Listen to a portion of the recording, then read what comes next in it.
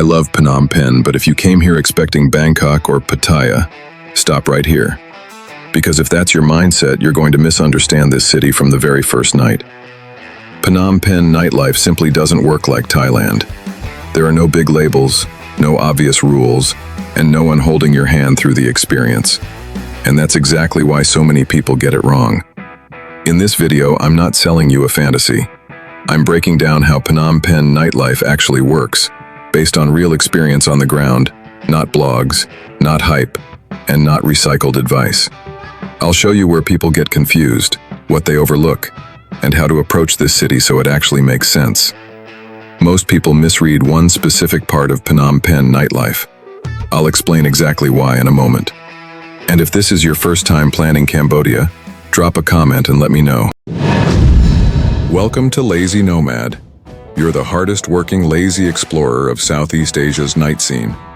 We venture into the neon wilderness so you can enjoy the adventure from the comfort of your couch. From the electric avenues to the hidden corners of nightlife unknown, Lazy Nomad braves the buzzing streets and sultry sounds to bring you the most captivating walking tours and cultural deep dives. With a blend of humor, insight, and the occasional lazy detour, we're your authoritative guide to the nocturnal wonders of this vibrant region. Remember, in the world of Lazy Nomad, every night is an adventure waiting to be lazily explored. Our motto is, working tirelessly so you don't have to, unless it's to hit the subscribe button.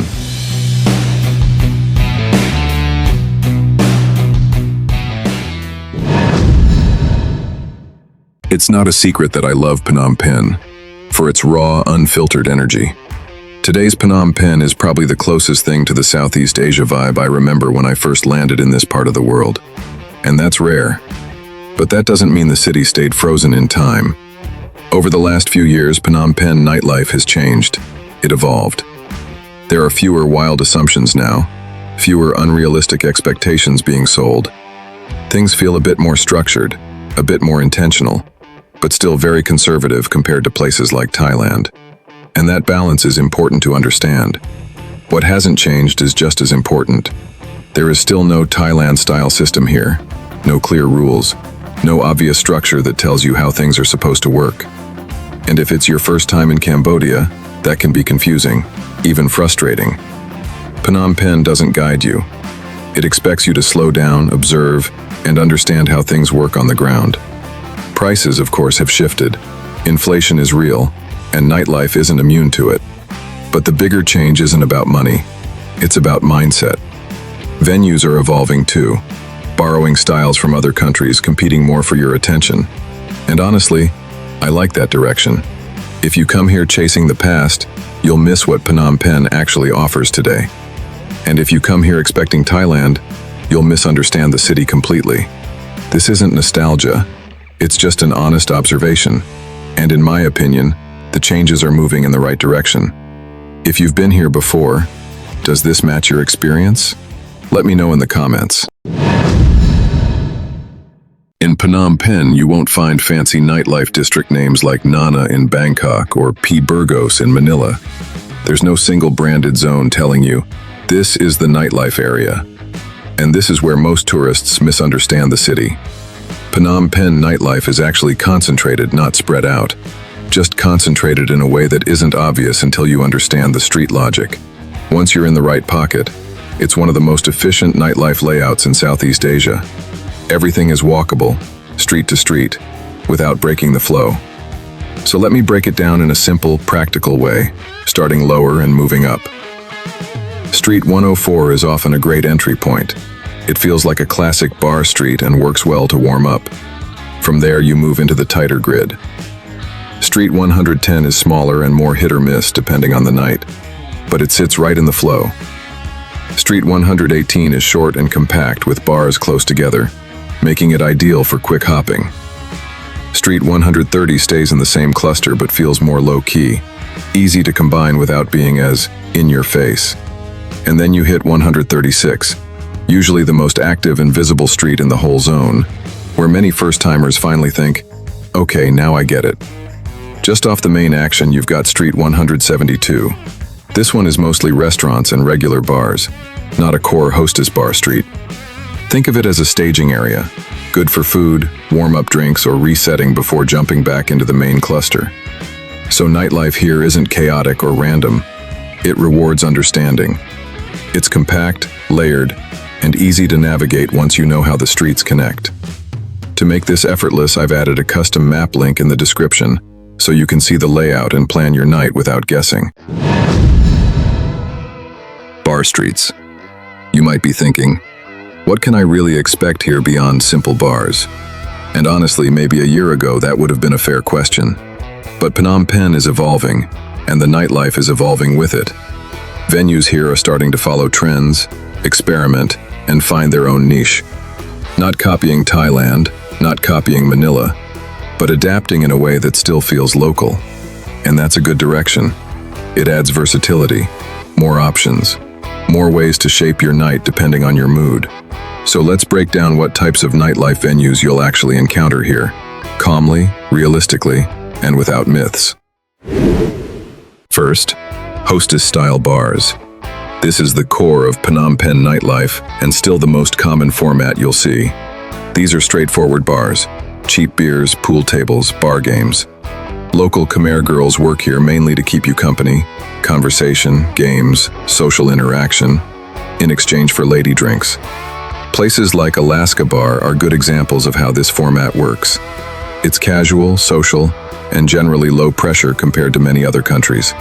More about atmosphere and interaction than spectacle. Second, KTV and KTV-style venues. These can be fully dedicated karaoke venues or bars that include private KTV rooms. This format is very popular with Asian clientele, especially for group nights. The focus here is privacy, music, and a more contained experience rather than open bar hopping. Venues like Intoxica fall into this category. From the outside, they may look like regular bars, but they operate very differently, which is important to understand before walking in.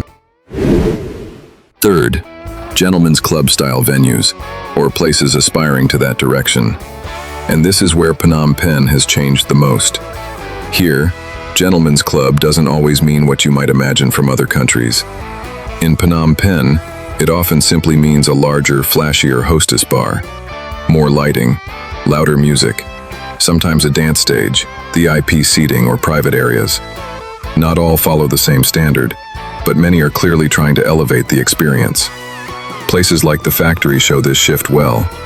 These have become some of my favorite spots. Solid value for money, without losing the local character. And that's the important part.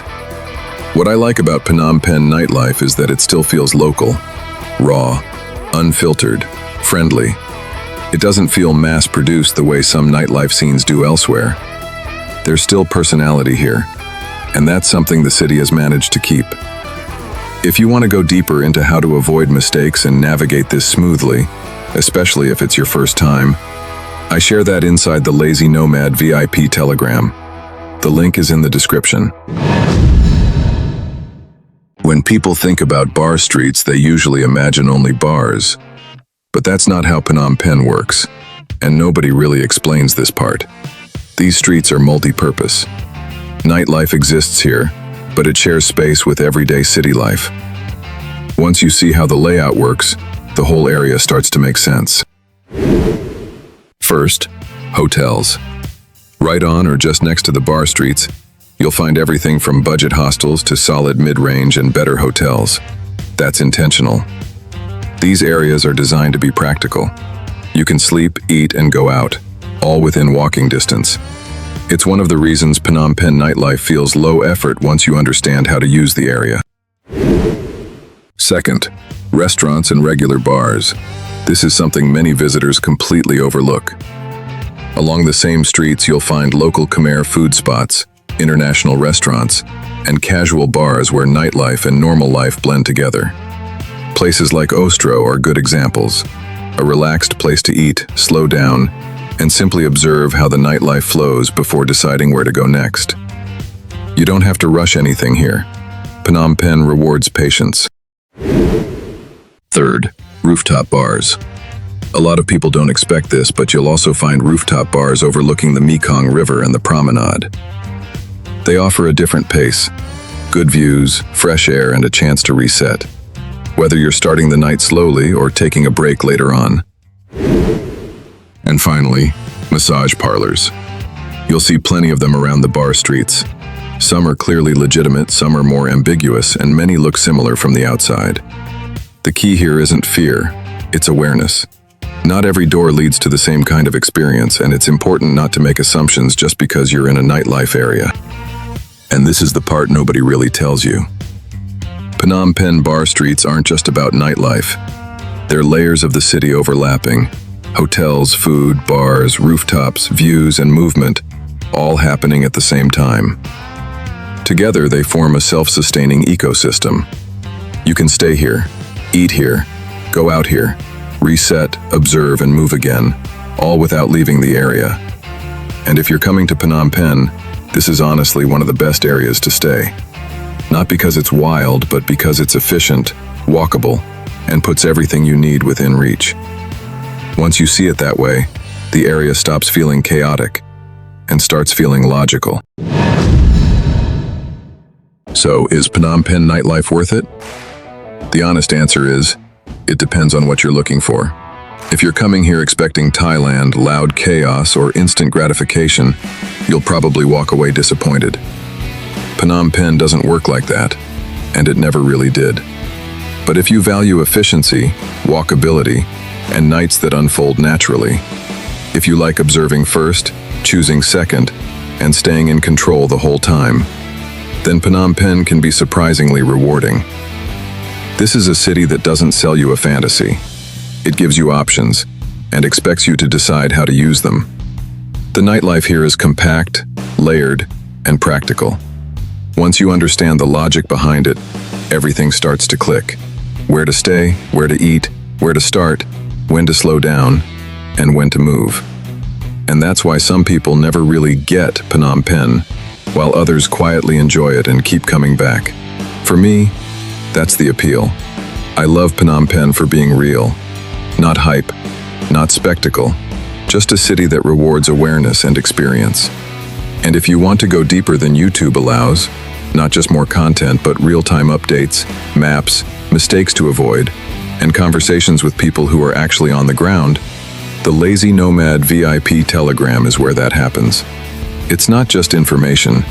It's a group of travelers, expats, and nomads sharing what works, what changed, and what to watch out for in Phnom Penh and across Southeast Asia. If that kind of insight matters to you, the link is in the description. And if this video helped you see Phnom Penh more clearly, consider liking it, subscribing, and dropping a comment. It genuinely helps the channel. Thanks for tagging along with Lazy Nomad. Until our paths cross again in the neon-lit streets of Southeast Asia, keep exploring, but always keep it lazy. Good night, and see you on the next adventure.